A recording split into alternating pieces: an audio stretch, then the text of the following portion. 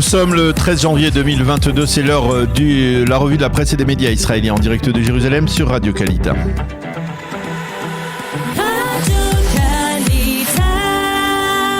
Radio J, la revue de la presse israélienne en direct de nos studios de Jérusalem.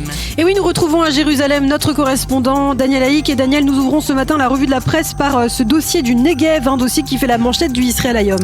Oui, effectivement, Ilana, tout en mentionnant entre parenthèses que effectivement l'information de la matinée, bien c'est cet accident tragique qui a coûté la vie à 2 officiers d'une brigade d'élite de l'armée israélienne. Les sites d'information, bien entendu, mentionnent cette information en priorité, mais effectivement dans la presse israélienne de ce matin, le dossier le plus important, eh bien c'est celui du Negev et le quotidien gratuit. Le Israël Hayom ne cache pas sa préoccupation face aux émeutes de ces derniers jours dans le désert du Negev, des émeutes provoquées par des manifestants bédouins qui protestent contre la plantation d'arbres dans cette région par le KKL. Et le Israël Hayom titre ce matin sur une sorte d'ordre de mission, faire de l'ordre dans un Negev débridé, titre le quotidien israélien. Pour lui, ce qui se passe actuellement dans le Negev n'est rien de moins qu'une remise en cause de la souveraineté d'Israël sur cette partie importante de l'État d'Israël.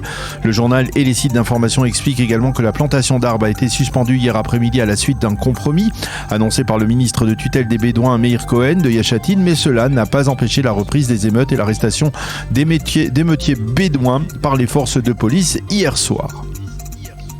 Et des émeutes qui ont suscité de nombreuses interrogations. Qu'écrivent justement ce matin, Daniel, les éditorialistes israéliens autour de ces émeutes? Bien, nous commencerons par Amnon Lord qui appelle dans le Israël Hayom à la reconquête du Negev par Israël. Pour lui, le choix qui s'offre actuellement aux autorités israéliennes est clair, soit la reconquête du Negev, soit négocier sur chaque enclave violente comme celle à l'origine des dernières émeutes. Lord explique que la classe politique israélienne a fait de multiples propositions au cours des dernières années pour améliorer la situation des Bédouins d'Israël, mais ces derniers les ont toutes repoussées avec les encouragements d'éléments de l'extrême gauche israélienne qui se servent d'eux pour combattre l'État d'Israël. Mati Tourfeld estime, toujours dans le Israël Hayom, que la crise actuelle est le résultat de l'appétit politique grandissant de Raham et de son chef Mansour Abbas, un appétit qui vient en mangeant l'exigence de Raham de cesser les travaux de plantation d'arbres et la suite logique de la loi sur l'électricité qui légitimise les constructions illégales des Bédouins dans le Negev, écrit donc Mati Tourfeld. Merav Batito déplore elle aussi ce matin dans le Yediot Aharonot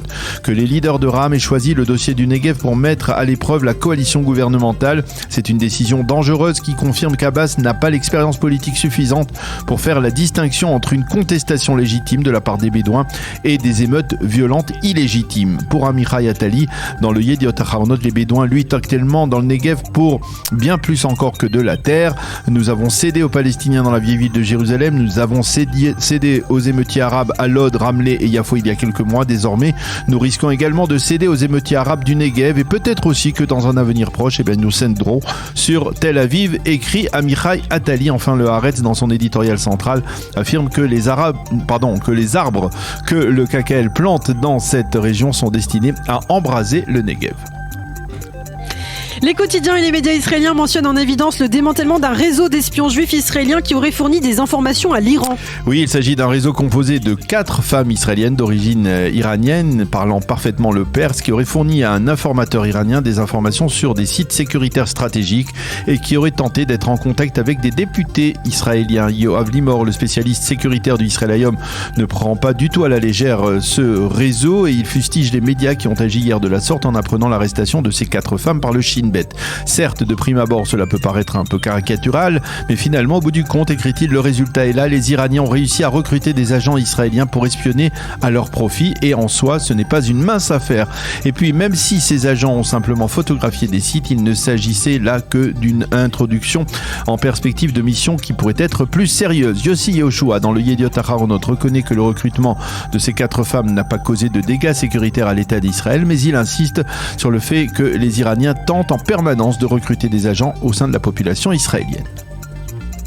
En marge, le Yediot Aharonot mentionne en évidence l'interview du directeur des services nationaux de cybernétique, Yigal Ona, à l'occasion de la fin de son mandat. Oui, et Yigal Ona révèle dans cette interview qu'il a mis en garde à plusieurs reprises, et en particulier au cours des derniers mois, contre certaines carences dans le système cybernétique d'Israël, mais que cela n'a pas été pour l'instant pris en compte. Résultat, des dégâts qui s'élèveraient à plusieurs centaines de milliers de shekels. L'intégralité de l'interview sera publiée demain dans l'édition du Shabbat de Yediot Aharonot. Dans l'actualité ce matin, on s'intéresse également bien sûr à la crise sanitaire, Daniel, et on en parle dans la presse israélienne. Et oui, et c'est pour constater que pour la première fois depuis plusieurs mois, ni le Yediot Aharonot ni le Israël Hayom ne consacrent le moindre titre en première page à l'épidémie. Cela ne veut pas dire qu'elle soit maîtrisée, loin de là, mais cela signifie peut-être que l'on s'habitue à vivre avec, y compris face à ces données incroyables de dizaines de milliers de nouveaux malades chaque jour. En page 4, le Yediot Aharonot nous offre d'ailleurs une heure d'espoir dans ce dossier de l'Omicron. La moitié des malades graves hospitalisés en Israël la semaine dernière se sont déjà libérés de l'hôpital, ce qui signifie que même la forme grave d'Omicron se guérit rapidement et que les malades graves ne risquent pas donc de saturer les services hospitaliers israéliens. Une autre bonne nouvelle, de moins en moins d'enfants positifs doivent entrer à l'hôpital. Le Israël Hayom lui reste préoccupé en particulier par le fait qu'il y ait actuellement des centaines de médecins en isolement et au total près de 5000 médecins et infirmiers qui ne peuvent pas continuer à travailler. Le docteur Zev Feldman écrit dans son commentaire que les équipes médicales sont les plus durement touchées par cet Omicron. Le Maariv, dans sa page d'ouverture, se fait l'écho, lui, de la mise en garde lancée par l'Organisation mondiale de la santé contre la propagation de l'épidémie en Israël. Et enfin, pour terminer, les quotidiens et les sites d'information analysent les répercussions économiques de cette contamination massive en Israël. Oui, les quotidiens nous expliquent que les lieux de travail sont devenus des sites de contamination et que de nombreux secteurs économiques sont au bord de l'asphyxie. De facto, Israël entre en confinement avec plus de 150 000 personnes en isolement et selon le président des entreprises du secteur commercial israélien, la situation va encore se dégrader au cours des prochains jours et des prochaines semaines et de nombreuses chaînes dans divers secteurs vont être obligées de ne pas ouvrir leurs succursales faute d'employés.